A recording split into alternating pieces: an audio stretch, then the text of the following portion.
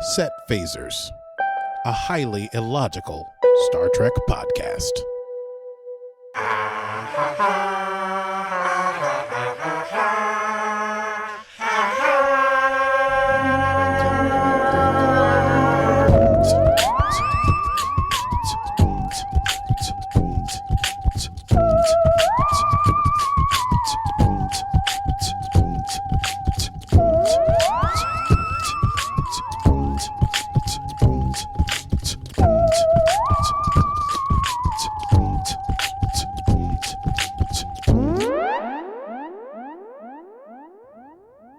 Well, hello, Aki.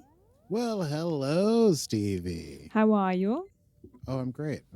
I'm so excited. Here we are. We're talking about episode 2 of season 4. It is Stardate 142112.8.9, and the episode is entitled Anomaly. It's very exciting stuff. Yes. So, well, hello to all of our listeners out there and those of you catching this live on Patreon. You want to say a little something about the Patreon, Stevie? Yes, we have one. That's exciting enough as it is. Yes, patreon.com/setphasers. You can join us for lots of things. You'll get behind-the-scenes access to all of the live episodes as they happen, because that's fun. And we do them on video, so you can see our faces as well. We have faces. Our faces. You'll also get access to our monthly Netflix watch party, although we may have to change the format because Netflix has removed most of Star Trek. So because everything's moving to Paramount Plus. Yes. However, we will get together once a month to watch Star Trek together as a group of nerds, which is rather fun. Did I miss anything? Yes. Any other fun things? Find some way to do it. We shall. Some fun things. And early access to I episodes. believe that's I forgot to everything. mention. That's everything. And that's of course, at you'll get early access to our patreon.com/setphasers. episodes. Patreon.com/setphasers. Oh, yes. Let's run it down. Shall we run down this crazy episode? To run it down. Can you run it down for me? Tell me what just happened. Can you run it down for me? Wonderful. Let's run it down, Aki. What a crazy episode. What happened? This episode was bonkers. Well, Bananas. it moves things along. As we may recall, first episode of season 4, basically, Starfleet was getting back on its feet. Federation, there's a president, there's a new Archer space dock. Things are going great. Everybody's smiling at everybody, everywhere. Then Discovery has to jump away to figure out what's going on with the space station that's spiraling out of control. It was hit by some kind of space anomaly. They figure out how to deal with that, but at the same time, the anomaly attacks Book's home planet of Quajon, killing basically everyone on it. Not basically. I'm sure it killed everyone on it, except for Book, who had just flown up to see what was going on. So we begin episode 2 with Book. He's basically locked himself in his ship for like 2 days, and he's like going over footage, I guess, that he got when he was trying to inspect things, and he has not processed his grief. Michael shows up and tries to sort of reach out to him, but he's completely non-responsive. But good news, Saru is back on board. He's come through since the anomaly. So Saru is there with his sweet red uniform, tall and handsome, and he's got his brooch from his planet, which is pretty sweet. Little flower thing. And he basically comes on. He becomes Michael's number 1. So he's first officer. Even though he has captain's rank, he's decided it'll be some time before he takes the chair. So they go to a briefing at Starfleet HQ. I said H. And that's right. Brit. Where Stamets basically, what the information they have so far is that they've got this anomaly. It's 5 light years long. It might be, could be a binary black hole, which is like 2 black holes orbiting each other, causing crazy amounts of gravitational distress in the galaxy. But it's undetectable because you can't see black holes unless there's debris around them. So you can only see it when it's destroying things. There was so much science in this episode. So much science. Yes, it was very sciencey. It really did a number on me. I get very excited when they do hard science. I get very, very excited because it means I can Google a million things after the episode is done. I was struggling to keep up. I mean, like when there's science garble on Star Trek, for the most part, it's like, EPS conduits. change the main deflector array or something. And this was just like all science about black holes. And you're like, yep, this is probably real. And as far as we know, theoretically, it's real. I don't know. Theoretically. So they're like, they think they've got this thing plotted as to how it's going to go. They know the next system it's going to hit. They're worried about civil unrest. They're going to start evacuating that system because they don't know how to stop it. The president of Nivar, President Tirina, is there and offers the help of the Nivar Science Institute, which I assume carries the same weight as the Vulcan Science Institute did 800 years previous. It's like top scientific minds in the Federation. So Discovery is sent out to get as close to this anomaly as possible and to gather some information and see if anything can be done about it. Saru arrives on the bridge, and they don't know what to call him for a while, but then they decide to call him Mr. Saru, which is lovely. A little throwback to Mr. Spock, do you think? Mr. Spock, yes, of course. I don't think we've had a Mr. really in quite some time. I think Janeway used to call people Mr. Mr. Kim. When she... Yes. Yeah. Mr. Paris. Yes, but I don't think Picard called anyone. He didn't say Mr. Riker. Did he say Mr. Worf? He did say Mr. I think Worf. he did actually call him Mr. Worf. Yeah. But it's interesting. I guess Klingons are just first name and then house, so he's Worf, son of Mog. So he wouldn't be called Mr. Son of Mog. Anyway, it doesn't matter. I don't know Saru's last name. This is all ridiculous. Mr. Data. Mr. Anyway. Data. You're right. There's always been Misters. Tangent. You're so right. We need to talk about the Misters. So they jump to the anomaly. They analyze it. It's not what they expected. So the theory gets called into question. But in order to get more information, Discovery has to get closer. But it can't get any closer without risking getting basically torn apart by the gravitational waves inside the anomaly. And also a dot drone is going to be too small to get in there and stay intact. So the only option is Book's ship. Thank God they have Book's ship. And Captain Burnham, Michael's like, listen, we'll get Detmer and Oeshikun and Adira on that ship, and they'll go in there and they'll do some sciencey stuff. But Book, who is still somewhat distraught and not really processing well, asks to speak to the captain in person. And he demands, he says, you can't stop me from going in there because this anomaly destroyed my planet and I'm going in there no matter what. You know what? Can you hit me with the Book music?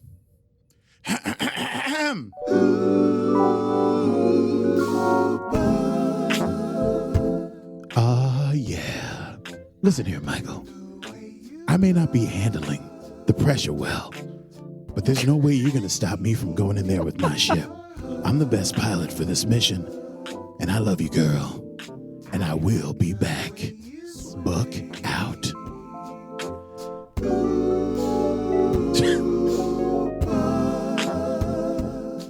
Okay, wait, that's I mean, listen, we're not trying to make babies here. So, yes. I am so glad we have Discovery back because I have missed that. We missed the Book slow jam. I forgot about it until literally a second ago. That anytime we spoke, we did it as a boy. I'm so glad I rearranged all my sound effects. They were easily found. Me too. I forgot that Book can only be quoted as a Barry White voiceover.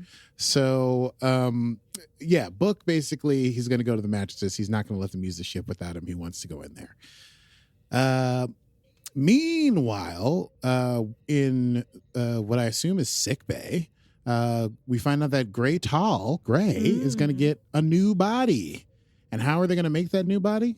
Did they call it incorporated? Incorporated. Which is technically makes sense, but it does sound like he's a business. Yes, he's going to be incorporated. He's going to be a limited lending company, and I don't know. So, they're going to use a technology from this old, ancient cobwebs covered technology from 800 years ago, invented by some dude named Alton Inigo Soong, which was used on some captain named Picard. I don't know. And who? Yeah, what? Well, it's interesting because I did at first. I was like, they would know who Picard is, but then I was like, no, of course not. They were like decades before Picard. Oh, that's right. They were before Picard and then after. Yeah, so they have no clue. idea about Picard and the Enterprise and all the stuff that happened. I mean, apart from maybe reading history, but they don't know how big of a deal True. he may or may not have been. In any case, I like that little crossover nod to the Picard series. And they're sort of discussing, Gray's guilt at feeling happy about being able to incorporate into his body and possibly being able to become a Trill once more and becoming a guardian and so on and so forth. It's very exciting. Note to all, Gray decides to have a mole removed from his hand that he just had never really cared for. And, Culber and Adira are supportive. Meanwhile, Michael speaks with Saru in her ready room. In another toss to sort of Picard, her ready room is also a holo suite. So if you may remember Picard, that he had that fancy office that was a holo suite. Yeah. I thought it was cute. I like the holo suite. I really liked that. I was like, because when they came out of it, she was in her ready room. I was like, yes. Whoa. So now she can be like, come, and you walk in and you're, on the cliffs of Navarre overlooking Lake Huron. And the captain's like, listen here, mister. Anyway, I hope they use that more. And we also find out that Disco's computer has given itself a name. It has called itself Zora. Mm-hmm. Zora the Explorer. Zora the Explorer. Ha ha ha ha. But Michael's basically asked Saru there to ask for advice on Book. And basically they come to the decision that, look, Book is right for the job. And as a captain, Michael knows that. But as a partner and friend, perhaps she is concerned for his well-being. And so Saru cautions, saying maybe we'll just do some added safety measures, like have a programmable matter tether. And so that's what they're going to do. And they're going to send Stamets as a holo. He'll be a holo on the ship with Book. So it'll just be Book alone with the holograph of Stamets. And Stamets is a little freaked out because he and Book do not necessarily get along. And there's a little bit of beef in there because Book once used the spore drive and Stamets used to be the only one who could do it. But Book, because he's this magical space druid, can also do it. Anyway, Stamets, holo is on board. Grudge freaks out because she can't smell holo. She doesn't like it. Book is a little standoffish, but they get in gear. They go into the anomaly. They immediately encounter debris. The ship gets really destroyed, kind of jacked up. Navigation goes. Book is periodically having these sort of waking hallucinations or sort of like flashbacks of seeing his nephew Leto running on Quajon, and it temporarily distracts him, and Stamets is constantly having to pull him back. Meanwhile, the gravitation waves from the anomaly, which should not be happening, are wreaking havoc on Discovery, basically throwing everyone up in the air and then dropping them on the ground. It's hilarious. It's something a giant toddler would do. The Disco crew is injured, but Tilly and Adira are specifically working on solutions on how to predict further gravitational waves. Discovery has to back off because it can't take any more of those. So they're going to have to lose the tether to Book's ship, and they'll need to figure out a way to get him and the information out. Even though Book has no navigation, Stamets needs more time. Book and Stamets, I wouldn't say they bond as they work, but they start talking finally. The scan gets completed, but they can't transport them back to Discovery because of all the interference, so they've got to get the ship out. Meanwhile, Tilly and Adira discover that the gravitational waves are like waves, and then Lieutenant Commander Bryce, or just Lieutenant Bryce? I think he got a promotion to Commander. I'm not sure. I think he might be Lieutenant Commander Bryce now. Okay. I'll look. We could Google it. I don't know. I mean, you want to Google it? Sure. I got to. You can Google that. You can Google that. You can Google that. Well, I found out that his first name is Ronald. And Ronald? Yeah, Ronald Bryce. Ronald A. Bryce. I don't know why I find that funny. It says that he's a commander, so he must be Lieutenant Commander Bryce. Anyway, so. Okay. Lieutenant Commander Bryce is like, I used to do windsurfing. Basically, they can windsurf out if they can catch one of those gravity waves. And they'll because he has no navigation, they'll have to do it with Michael sensing the gravity waves and telling Book when to go. He misses the first one and he starts hallucinating again, and no one can reach out to him. He's not responding to Stamets. He's not responding to Michael. That's when Saru encourages Michael to reach out to Book directly, not as a captain, but as his partner. And she's able to get him to focus and at least trust her, to close his eyes and have faith in her and the crew that they are there with him, even though he's in there alone with only a holograph. And they manage to gun it and hit a gravity wave, and they surf out. And Tilly gives praise to Adira, who Adira's been trying to sort of impress Tilly this whole time. So that's really awesome. Book and Stamets have a nice moment once the incredibly jacked up ship is back in the bay, where Stamets thanks Book finally for doing the spore drive jump to save Culber and Adira at the end of season 3. And Book, in reference to something that Stamets tried to do as a conversation starter earlier, mentions that his arms do tingle when he operates the spore drive. And then Stamets leaves. There are, this is sort of the end of the episode. There's like 3 big moments.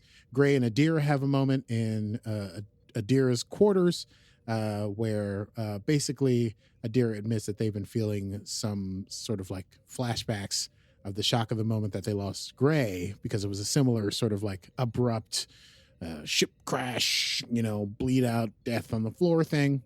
Tilly and Culber have a moment because Culber's he's still doing his soft touch, sort of like, I want to call it a like unofficial ship's counselor thing, where people come to him for advice and to talk. And Tilly's been going through some stuff, and so she's able to ask Culber to basically to enter into counseling with him.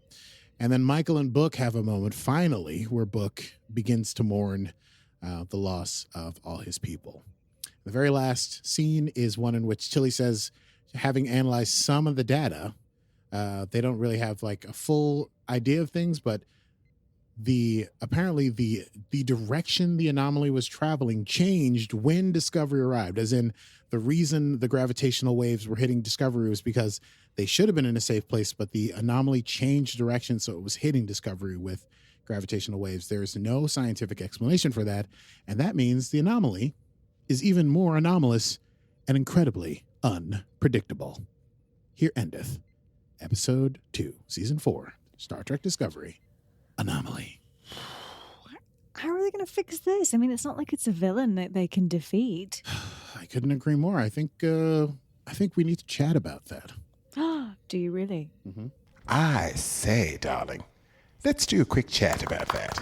Yes, let's do. Indubitably. So? Yeah, of course, you're so right. I have no idea what, like, even if they could figure out, like, how do you stop 2 black holes from eating everything in the universe? Yes. I think it's weird. And does this mean that it's sentient if it changed directions, or is it random, or is it being controlled somehow that it can turn who around? would have the itself? power to do that? And I don't why? know. But there's some music that we definitely cannot play on our podcast that might be is my theory as to who might be behind this destructive anomaly. It's Section 31. It's definitely not Section 31. I don't think it's Section 31. We can play that. I just don't think we ever should. No, I forgot agree. that existed. Oh, I love that. I always couldn't find. I don't know where the chain is. I've put it somewhere. It's all right. It's probably for the best. We don't need that kind of heat coming Yeah. from Oh, Fleetwood found Mac. it. Oh. Yeah, I just have no idea who may or may not be in charge of this strange anomaly. Couldn't say. Couldn't say. Anyway. Yeah, this is a great tune. Anyway. Yeah, I don't know. And also I really enjoyed the reference to Picard, that Alton, the Sung research is still being used. Mm-hmm. And they were able to dig it out for Gray. I think it'll be cool because it's like, yeah. I mean, I love the fact that this is ancient research, and it was sort of just a quick comment that it couldn't really be used after that. Like, it worked for Picard, and then that was more or less the end of it, or it didn't work for too long. So we got some sort of reference as to, potentially how long it might last for Picard or not. Right. Well, it seems like it's the issue is transferring one's consciousness properly, and that perhaps because Gray has gone through the Trill consciousness exchange process. Wow, new tongue twister. Since Gray has gone through the Trill consciousness exchange process, that he might be more able to handle the shift, and also because I guess he's not going from like a corporeal body into the Sung body. He's going from incorporeal into the Sung body. But how do they do that? They're going to use the symbiote to get Gray's mind into the new body? Is that I don't know. I how- kind of missed I say science and air quotes on that one. Well, I mean, look, the body thing makes sense. It makes sense because we know, but I don't understand how, because Gray is incorporeal and only exists and can be seen by Adira, except for the time that they were all on the planet that was subject to the weird science. You're right. The science is weird. We probably shouldn't overthink about it. I mean, I was wondering if it could be kind of a Doctor on Voyager type thing where he becomes a hologram with a little, stickery thing on his jacket where he could walk around and things. But then again, the question of how do we get his consciousness into it? Right. I assume the consciousness is inside the symbiote. Who's got the symbiote? Adira? Blue. Adira. Yes. Sorry, Blue's the actor. The actor. The actor. The actor. So I the think symbiote Adira is has a in- symbiote because they went through that whole process.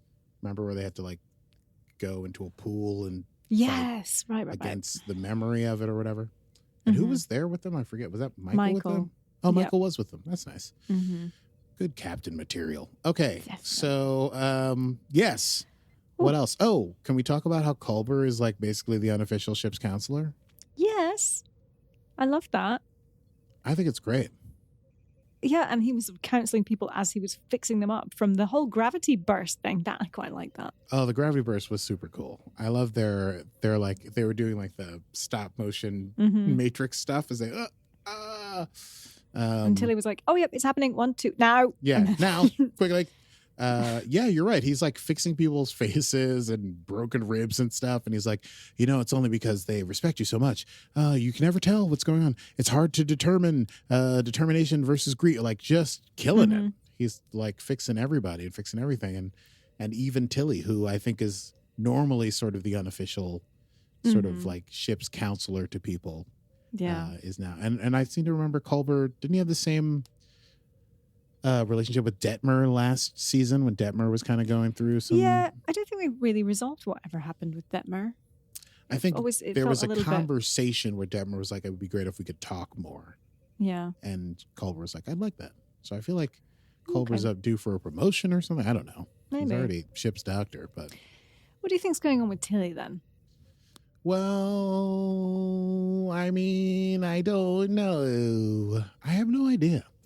It's definitely not just about Nahlas and the station, because Tilly was already sort of out of sorts during the dedication ceremony in episode 1. I'm wondering whether they're going to use this. Maybe it's a bit too simple as an opportunity to have somebody with mental health issues. But I feel like we sort of, it could be that. I think we dealt with post-traumatic stress with Detmer last season.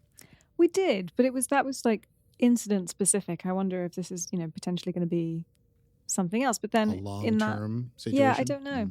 But then you would imagine that point in the future, we would have been able to resolve certain health issues. Well, perhaps with the resolution we find is that counseling can, maybe, therapy is required. Mm-hmm. I mean, certainly in the 24th century with Counselor Troy, I'm sure there was medication, but it seemed like people needed to also go through counseling in order to resolve certain issues. So I would be interested in that. I would be interested in that. And I would love to see, I'm enjoying that Culber's role is advanced and we don't just see him in sickbay. And I'm wondering if that's the goal, is that he'll be ship's counselor and sort of be on the bridge like Troy was, part of the bridge crew, as opposed to, but then because they do have that other doctor. Do they? Remember the doctor? She's got braids. I forgot what her name is. She was only for Oh yes, that's right. I can't remember who she was, but she was holding things down too. She's So I feel for crisis mode, she was there. Yeah. So, that whole, I think the end of season 2 before when Culber's I think I'm going to leave, and then decides to stay and go into the future. It's a different doctor. Interesting. Anyway, I would love to see Dr. Culber on the bridge all the time. Then we can have all of our friends on the bridge, except Stamets, who is happier. And Jet Reno has not made an appearance yet. Well, Jet will make an appearance. I wonder, I was thinking maybe there would be an appearance like this episode when things were going like completely pear-shaped. Mm-hmm. But I'm assuming there'll be some like really crazy engineering structural issue, and Jet Reno's going to show up and give Stamets what for when he's spiraling. It's so funny because now I feel like she's such an integral part of the crew. To not see her in certain crucial moments where the ship's breaking apart. Yeah. You know, because like when it was Tilly and Adira having to figure that out, I was like, oh, I feel Jet should be somewhere in the middle of They this. should be calling down to engineering. Well, the ship is a little weird because they don't go to warp very much. It's a lot of black alert. They've been doing a lot of spore drive jumps. So it'll be interesting. I'm sure there will be, well, I know, but I don't know what the cause will be. And I feel like it'll be, when it comes, it'll be like very satisfying. Maybe a little bit more focus on Reno when she appears, as opposed to like just in the background. Like, you know, one of those, like the Data episode. It'll be like a Reno episode. Yeah. I would love a Reno episode. Anyway. Yes, we can but hope. You can but hope. And I have one final thing that I found interesting. Maybe maybe it's a little tinfoily, who knows? But since they mentioned early on the president of Navarre is like, you can come to the Navarre Science Academy Institute, that maybe since we're headed back to Navarre, we get to see Michael's mom, perhaps more Killer Romulan warrior nuns. Perhaps Killer Warrior Romulan nun. Killer Warrior Romulan. We'll see more Killer Romulan. Oh, one last thought I had. It's a bit silly, but did you notice Michael's comfy ready room? Oh yeah, with the couches lovely and the decor, like crate and barrel chairs and stuff. Of course, little throws over the chairs. Well, they have programmable matter, so they can make it look like whatever they want, I guess. That's true. No longer the uncomfortable sort of weird felt of the Picard's Enterprise. And I remember Janeway had a very comfy ready room. She had a little side area. She had that like she quite liked that kitchen nook, right? Yes. Not a kitchen, but like a nook bench window thing, which is always nice. Anyway, I like a comfy ready room. Yeah. Yes. This was nice. This felt like, it's like the set of a sitcom. It did a bit. I think it was the long, the long sofa. Long shot. Exactly. The long curved sofa. That's you what it could was. see all the friends on it. Yeah. You could see like someone interviewing a boy band on it or something. That's very Today Show. You know, you're right. Very Today Show. Totally right. Well, yes. So curious. I'm loving where they went with episode 2. I am really concerned about this anomaly. I don't know what it is or how it can be fixed, even if it can be. And I'm glad to see Saru back, and hopefully that super tender moment where he and Tilly talk at the beginning, and then they go into the turbo lift, and he puts his arm on her back and pats her up. I was like tearing up. It was so wonderful. Yeah, and he had a super cute tender moment with Michael and their little hug. Because I was honestly wondering how they were going to hug because he's so tall. It was so cathartic. I felt like I was getting a hug from Saru. Very cathartic. Saru gets Maybe great one hugs. day you will get a hug from Saru at Comic-Con. That's right. I'll wear my platform shoes, my 3-inch platform, so that I can reach up to Saru and hug him like Michael did. And then you'll go off and do an ABBA tribute band. That's right. In your platforms. You know me. I do. I'm a dancing in queen. fact. What can I say? Does your mama know that you're out? No, but I'm young and I'm only 17 or something. You mean my Mamma Mia. So shall we move on to quotable moments and stop doing ABBA puns? Because I could do this all day. Oh, I could do this all day. That needs to be another this episode. Is a different, yeah, that's right. Okay. Quotable moments. Quotable moments. What do we have? I have two. I have two small ones. I have many, but we don't need to do all. I wrote 8. Oh, good Lord. But I was just there typing and clacking away. Super quotable for you, this one. I don't want to take yours. So which ones do you have? All right.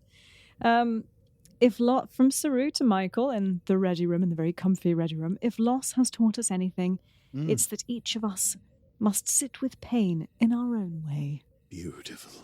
Beautiful. Beautiful. Lovely wisdom from Saru. Mhm, And mhm. from Tilly to Saru. Are you taller? You seem taller. Are you sure? I just quite liked that little... I did like that. That was very cute. Cute. Also, Tilly had a few great quick one-liners. I loved when she sort of had to yell at Adira, and then Culber comes over and is fixing her chin, and she goes, "I'm like Stametsing right now," Yes. which is really great. Yeah, and Culber goes like, "We're all under a lot of pressure." Perfect person to say that to. And I also loved when Adira and Tilly figure out when the next gravitational wave is. They run onto the bridge and they say, Tilly says, "Captain, good news. We know when the next disturbance is going to hit. Bad news, it's in 2 seconds." Mm-hmm. I thought that was great. And, well, this is a very sweet thing. That same moment in the turbo lift, right before they walk in, when Tilly's saying it's weird how life is so short, so brief, just a heartbeat in the universe, and it's gone in a second. And Saru says, "How we choose to spend our moments in the short time that we have matters." I thought that was very sweet. Very sweet. Mm. Well, I guess. I mean, I hate to say goodbye, but it's time for next time. it's time for next time. on Set Phasers. Next time on Set Phasers, spoiler alert, I wrote down the thing about maybe having killer Romulan warrior nuns in the next episode, but guess what episode 3 of season 4 is called? What's it called, Aki? It's called Choose to Live. My friends, choose to live. It's definitely going to have killer warrior nuns. Kawat Kalot.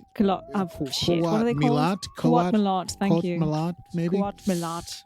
Kawat I Milat, think my lord. We got a sneak preview, I think, on the Star you Trek did? Instagram, I believe. I yes. missed it. I'm Or not there on was, Instagram. it was certainly a teaser. Let's call it a teaser. So we're definitely getting Kawat Milat. Kawat Milat. Oh, perhaps Michael's mom, as you say. Well, what's the lost cause? Well, we'll find out. I don't the lost know. causes. The point is, Well, this next is week, a lost cause. Okay. This entire anomaly is a lost cause. Oh, okay, yeah. I thought you were talking about me. You, You're a lost silly cause, bro. Billy. Okay, well, next week we'll be discussing episode 3 of season 4 of Discovery. Thank you so much for joining us, you out there in podcast land. If you enjoy the program, you can listen to it. It comes out every Monday, and you can get it wherever podcasts come from. And we'd love for you to share it with your friends. Absolutely. And of course, you can join us on Patreon, as we mentioned. You can watch the episodes live as they happen. You can get early access to the video and audio episodes, as well as join our Netflix /Paramount Plus / we haven't figured that out yet. Watch parties monthly. Patreon.com/Set Phasers. Until then, check out our back episodes. If you're a Star Trek fan, we have a ton. I think we've got like 7 seasons of Star Trek that we have reviewed thus far, including Holy 1 or 2 movies here and there. So go and check it out wherever you get your podcasts. You took my Patreon thing, so I'll say we're on Facebook and Instagram at Set Whoopsie. Phasers Podcast, and please follow us and join in the conversations. All things Trek. Stevie has a very strong meme game, and I think the memes will only get stronger. Perhaps video memes. One tries. And if you in fact check out our Instagram, I did a special Set Phasers cocktail edition where you could make your own Romulan ale fizz. So do go and check that out on our podcast. Do go and check that out on our Instagram at Set Phasers Podcast.